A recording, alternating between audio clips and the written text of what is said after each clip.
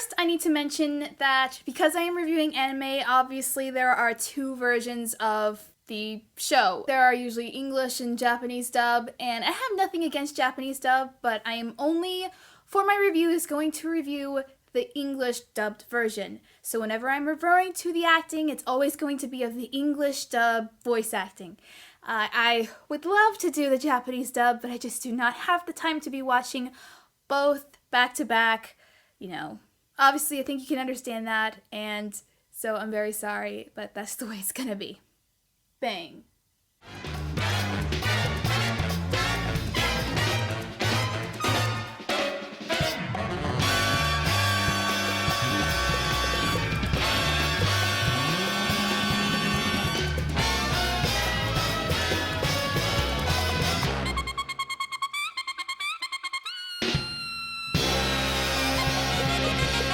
Today I am reviewing Cowboy Bebop, and Cowboy Bebop takes place in the distant future of 2071, where there are bounty hunters that roam the solar system, also known as cowboys, and we follow two bounty hunters, Spike and Jet, as they embark on adventures to capture bounty rewards to survive, and they meet some interesting people along the way. So at first I thought that Cowboy Bebop was a Western, so I kind of turned it off, I didn't think about it because I'm not a fan of Westerns, but turns out Cowboy Bebop is sci-fi. So then I decided to watch it, and holy crap. I had heard so much about Cowboy Bebop for a long time. It's considered that show that really is not anime, even though it's anime. It doesn't feel like it is. And it's one of the, the only Japanese animated shows that really transitions to American audiences. Actually, it was the first anime they ever put on Adult Swim on Cartoon Network, so I thought that was quite interesting. But anyway, I watched the first episode, and I was like, okay, let me check it out. The first 3 minutes got me sucked in. I mean, just by the opening titles alone, that was it. I was like, I'm in for something really special. That title sequence is just like the best I've ever seen for an animated show. The visuals as well as the music. And it's not something you'd think would be in a sci-fi, and I'll get more into the music in just a little bit. Let's get into the characters first off, and I have to say that the people on the show look very different. It's very diverse, just in, not even in race, but just in shapes and sizes, and the way people look are all very distinct. And a lot of times in anime, it gets sometimes a little bit hard to tell who is which because they start to really look the same. That's just why I kind of don't read manga a lot of times. I read one, I tried reading another one, and I had to stop because manga, if you don't know, or manga, I'm sorry if I'm saying it wrong, manga is in black and white. It's basically like comic books, but, from Japan. It's a little bit different, you start from the back to the front, and it's all in black and white. There's not one that's in color. So the only thing that's in color is, the cover of it. So I started reading this one manga. I had watched the show before I had seen the show, before I had, read the manga. So I already know going in who the characters were and everything. And I was like, okay, I hear that it goes onwards, so I wanted to see what happens afterwards. And I just could not tell them apart because in the show I differentiated the characters with hair color or eye color. And so because it's in black and white, I'm like, oh god, I can't do this. I don't know who's who.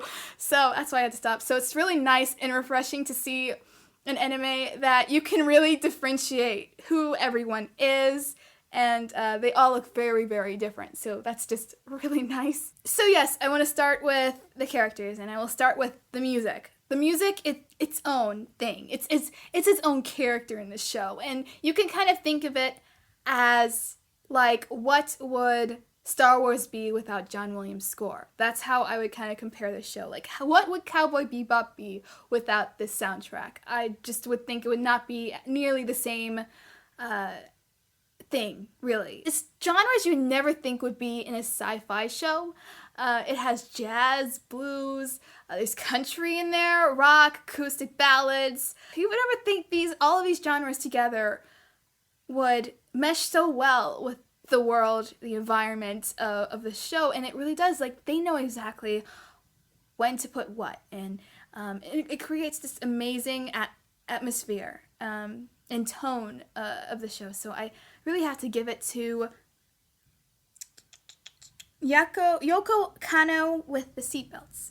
I think they probably teamed up together. I don't know, but yeah, it's on iTunes. I highly suggest you go check it out. Or it's on YouTube. You can look up, the tracks, but it's just one of those tracks that you just like, you can play in the car while you're traveling somewhere, driving somewhere, and it's just like, ah. So I'm gonna get to the actual characters of the show. I'm gonna start with Spike, and when I think of Spike, I think of Han Solo. Not as much as like an attitude, but he's just like really that character you would love to spend a day with.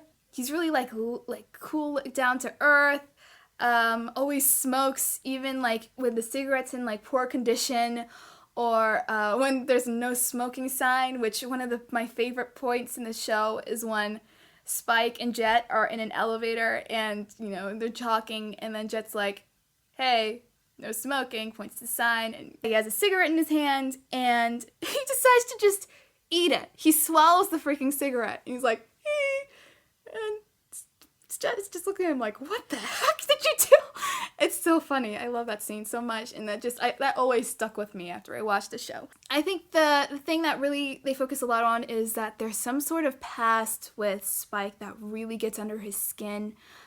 He's never been the same since whatever happened, and in this show, they really define it perfectly, is that he kind of feels like he is always in the dream and he can't wake up for it. So at points he can be reckless, not think things through, and Jet's there to kind of like, hey, you need to think about this, you could die or whatever. And I really honestly believe that if he died, he would be content with it, because he just, it just makes you really sympathize, because it's like, oh dude, there's so much to live for. You have people who care about you, and this thing really, really haunts him. And I don't want to say what anything is, because I feel like you should find out for yourself in the show if you've never watched it or you don't know much about it. But it's just really sad to see him go through that, because you really like him. He's amazing when he's fighting. As he says, he moves like the water. That's pretty cool to watch, how he just kind of moves so gracefully. He never gets heated up about anything. He's just like, whatever, I'll keep on smoking and just kick this guy and punch that guy. And I think they focus more on his backstory than any other character, but they don't beat you over the head with it. And even though he has these type of things going on, he's still really he sometimes jokes around, and he still smiles and stuff like that, and really likable. I really like him. And I have to give it to Steve Blum, who's the voice actor. I think he's probably one of the more well-known voice actors out there. I think he does a really great job. Very good job with Spike. So now we're gonna get to Jet. He used to be a police officer, and something happened when he was on duty that he lost one of his arms, and he got a prosthetic one. They could have actually put back a normal, they could have actually got his arm back, but he chose to have a prosthetic one to remember him of what happened.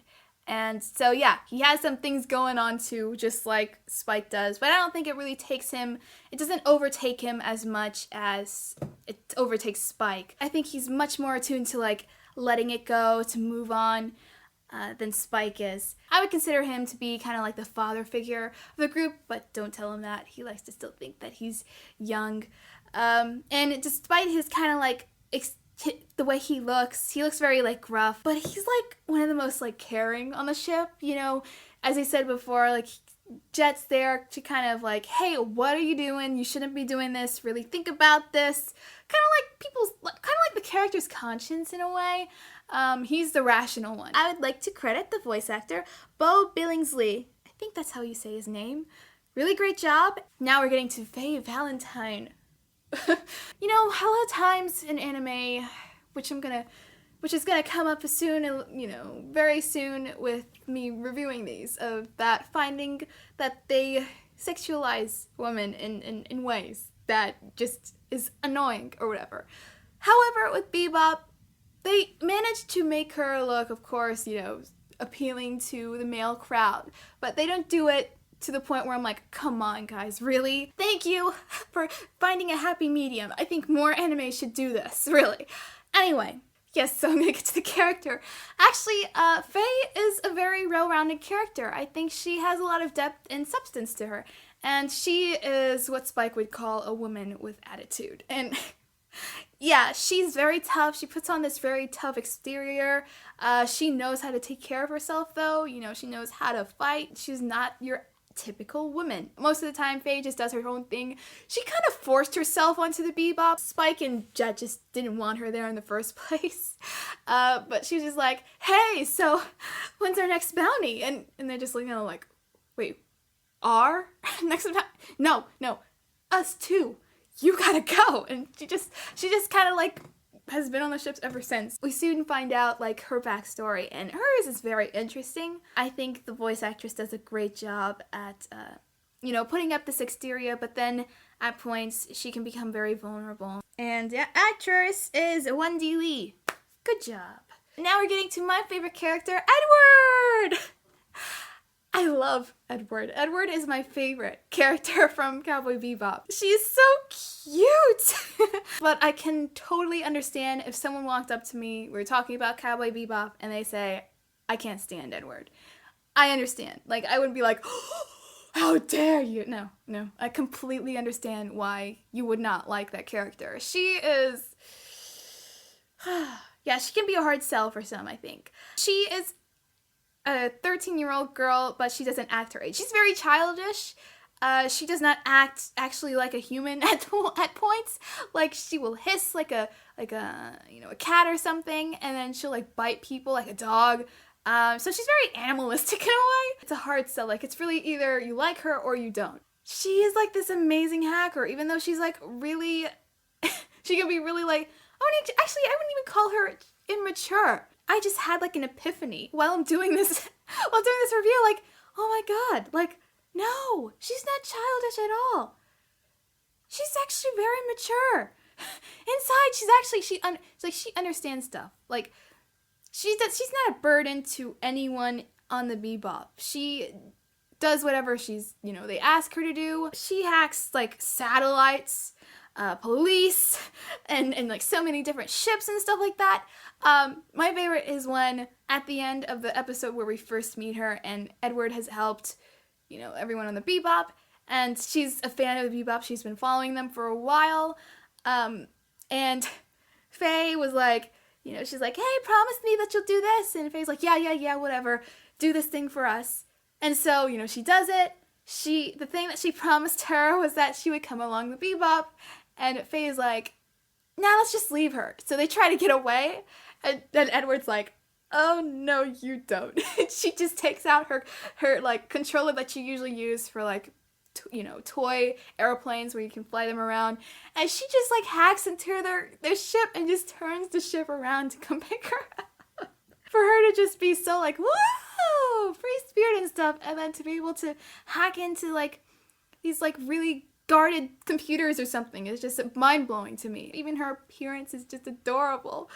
She always looks like she's blushing. She's got that really kiddish type of look to her. She has these big eyes and this orange hair, and she's just always upside down and stuff. And I have to say though, poor Ein, because I feel she just puts unnecessary, she hurts that dog sometimes. She'll just fall on Ein and, use him as a pillow, and Ein will be like, ah!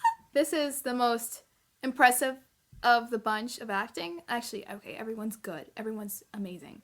But to be able to make her intelligent as well as, crazy the way she is, and to just be right on the verge of being annoying but not, to be right in that center, it's a really amazing accomplishment there. I think it's very hard to do that. So I want to give it up to Melissa Fawn. Good job. So that's it for characters. All are amazing. And now I'm going to get into the overall. Let's start with positives. Got a lot to go here, so let's do this. So, yeah, Cowboy Bebop is considered to be one of the, greatest anime of all time, and I have to agree. This is such a unique, amazing show that there's just none other like it. I think probably the closest would be Lupin the Third. I hear very much influenced by that show that was in the 70s. I tried watching some of it. I probably will pick it back up. But you can definitely tell where it gets a lot of its influence from. This really is one of the best written animated shows, just period. All of the characters have depth to them. They feel like they all have very interesting personalities. The dialogue for everything is great, but then there's so many memorable quotes from it as well. So Cowboy Bebop is a show that is episodic a lot of times, except for, when they're telling the character's backstory or dealing with something from their past. Other than that, it's an episodic type of show. So they have their own stories within each episode, or what they call sessions. It's just less than 30 minutes. I think probably 24, 25 minutes. They managed to develop the story and whatever characters are in that episode fully. Nothing feels rushed. Everything feels natural, the way the relationships evolve. And to conclude everything in 24 minutes. Music, the best thing, one of the best things about the show. I really like the art direction of the show, the way they draw the worlds and stuff like that. I like the fact that everything feels really lived in. It feels like Blade Runner, or I would say the classic Star Wars trilogy. It doesn't bug me, but sometimes I'll notice that they'll have a background, and then they'll have, of course, the animated person or whatever animated thing on top of it, and it looks so different from the background, from the backdrop that they drew. With this, no, there's no difference. Maybe you could tell a little bit, but they really made a lot of effort to make it really, blend together really well. I like that the show plays homage to a lot of different Western culture stuff. Because I think at the time they were starting to get, some of our movies and stuff over in Japan.